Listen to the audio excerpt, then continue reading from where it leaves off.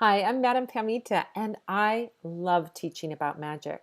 If you have a question about spells, the law of attraction, spirituality, witchcraft, Slavic folk magic, spirits, divination, you can join me on Sundays at the Live Magic Q&A where we record an episode of my podcast, Magic and the Law of Attraction, and then I answer your questions on anything mystical or magical live over Zoom.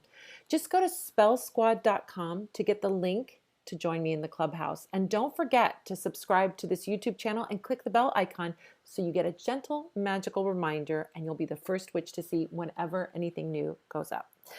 Here's a great tidbit from one of our past Q&As answering a really important spiritual question. Joanna has a question. Hi, Joanna. Are there any herbs that babies can have? I don't give my baby herbs, but just asking. My first inclination is there are so many other things that you can do to bless a baby that working with herbs, you mean ingesting herbs, shouldn't really be on that list of things that you can do. The reason being, babies have little bodies, and so everything is much more concentrated. And of course, if you have somebody that is taking care of your, like a healthcare provider, you can ask your healthcare provider, hey, can my baby have hibiscus tea or lemongrass tea or something like that? You can ask your healthcare provider that question about a specific herb. But my general inclination is we don't want to give our kids any herbs that we don't know how the body's going to react to it. And herbs do have an effect on the body, even pretty benign herbs. We hear people I heard this situation of someone drinking tons and tons and tons of licorice tea, and their body had issues with blood pressure, that licorice tea caused a problem, and then they ended up dying. Wasn't the licorice tea that caused the problem, was the fact they were drinking so much and they weren't paying attention to the health issue that they had. So with babies with their little tiny bodies and their little brand new, nervous systems and brand new digestive systems and all that, I would avoid giving a baby an herb to drink or ingest in any way, unless it's part of some other thing. Now, that being said, if your baby is eating solid food, you can bless the food, your baby's food, for an intention without adding an herb to it, right?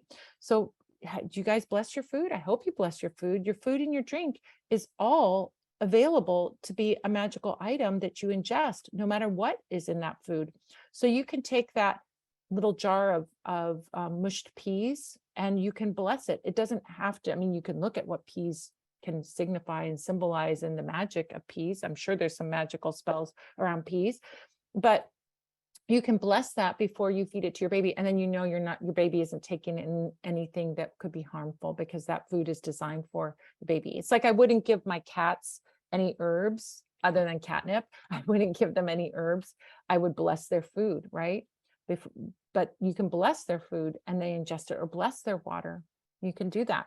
Bless their formula, or best, if you are taking in something too and you're breastfeeding, that can be another thing to do. So just think about, for our pets, for our babies, and for people that may not be able to handle herbs, if there's something, think about other ways that you can work. You can do lots of other things. You can bless the food and drink that they're already eating and drinking, and that's a great way to do that. Just hold your hands over it, focus, say some magical words to it.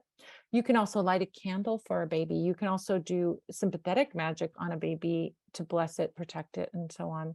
So that's what I would recommend, doing a little bit of a distance in your magic. Don't be giving your babies, calamus or something like crazy like that to eat.